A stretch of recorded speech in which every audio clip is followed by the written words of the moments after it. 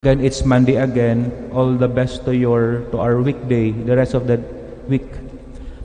Brothers and sisters, habang ako po ay nasa gitna ng paghahanda, reflecting on the readings for today, naalala ko yung kwento tuloy ng isang Jesuit Filipino seminarian, Richie Fernando, because last Saturday was his death anniversary.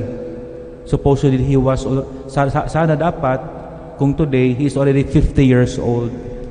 But he died 24 years ago at the age of 26 years old.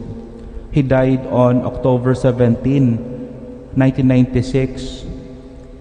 Alam nyo, Richie died in Cambodia by a grenade explosion. Why? What happened? Ano nangyari? Una, he was there as a missionary.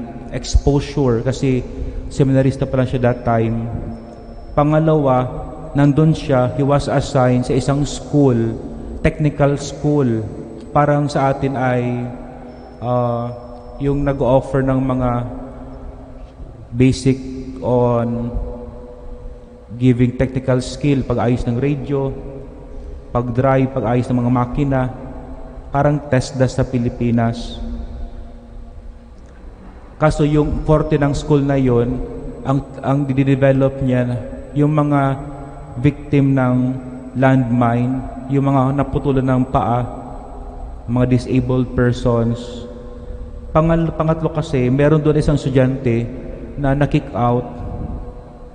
Tapos, siguro out of anger, dahil sa galit, he want to take a revenge. One day, he went back to the school, bringing with him granada. At nakita mismo ni Richie, he saw it, he noticed it na papunta yung may hawak na granada doon sa isang classroom. We assume he would like to throw that grenade para lahat sama-sama na sila. But Richie noticed it, hindi siya tumakbo. Instead, pilit niyang inaagaw yung granada. And because he wants to save people, sa kanyang pag-wrestle doon sa, nahulog yung granada. And then, he tried to cover the grenade with his body. True enough, the rest was saved, except Richie's life. At alam niyo, to cut the story short, during his funeral, nagbinilita siya dito sa Pilipinas, her mother gave a speech, nag-speech yung nanay niya. He said, sabi niya daw, na binibisita nila si Richie doon sa seminary pa bago pumunta ng Cambodia. Richie always told them, I am fully decided to give myself totally to God as a religious and missionary. Tapos daw, sinasama pa sila doon sa libingan.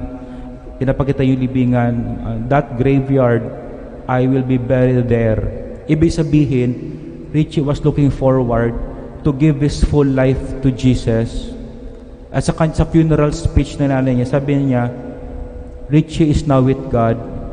He is God's own. He is God's. I related to you this story because the very story of Richie and her mother's speech is itself the core messages of the readings for today. What are those? First, please be reminded that all of us, we are God's own people.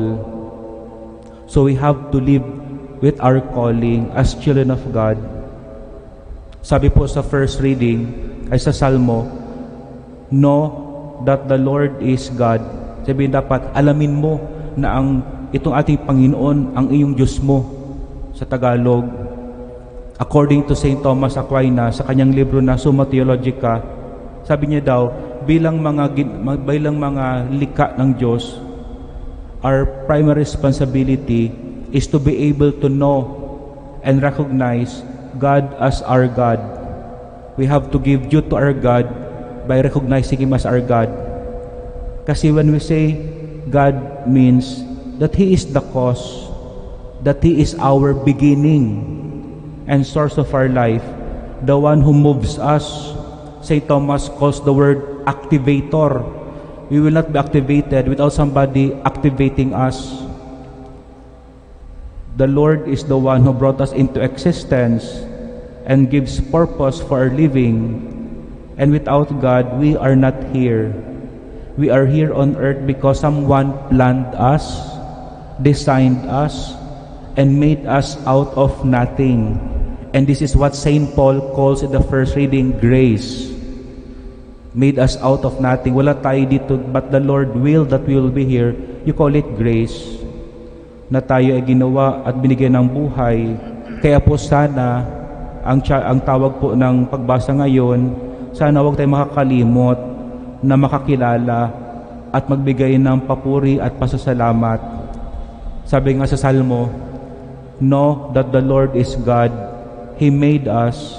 His we are. His people, the flock He tends. Sabi pa sa Salmo ngayon, give thanks to the Lord, bless His name, for He is good, and His kindness endures forever. Pangalawa naman po na gustong ipaalala ng pagbasa ngayon, pinapaalala sa atin Jesus na sa pamagitan ng kwento sa gospel, sana iwasan natin yung katakawan, masyado sa pera, at material na bagay. We don't allow our greed to bring us to hell. Pag sinabing greed ay yung sobrang matakaw, na kahit puno na ang tiyan, gusto mo pang punuin.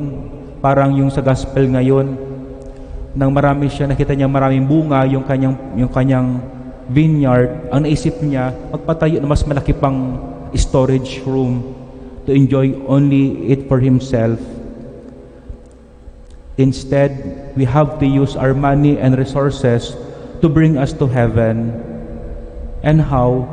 That we learn to share our gifts and blessings to God and to His people. Kay Richie Fernando naman, naisip niya to give his life totally to God. But of course, we have our own way and calling how we can share our life to others. Naalala ko tuloy, during our meal, kainan, yung isang aming pari, ang pangalan niya ay si Father Flor Lagura. He was quite a brilliant and aged man. Sabi niya daw, Ronald, whenever you are going to be tempted by material riches, you are becoming now greedy. Sabi daw ni Baruch Spinoza, a Dutch philosopher in the 16th century, lagi mo daw tatanungin sarili mo, what is that for in eternity? What is that for in eternity? What for? To close this homily, I will leave you part of the letter of Richo Fernando. Kasi bago pala siya namatay, 4 days na siya bago namatay, nagsulat pa siya ng sa kanyang kaibigan, 4 days before his death. Ito ang kanyang laman ng kanyang letter. Sabi niya, I know where my heart is. It is with Jesus. Jesus who gave His all to the poor and orphan. I feel as if I am beginning to understand more. I want to be like Christ. I will follow Jesus. I am Jesus' friend and companion. Truly indeed, his mother's speech, collaborate. Sabi niya, again na nanay niya, Richie was God's own, and we too are God's own. Kaya sana, naway ating may sa buhay ang responsibilidad na kaakibat sa pagiging anak ng Diyos.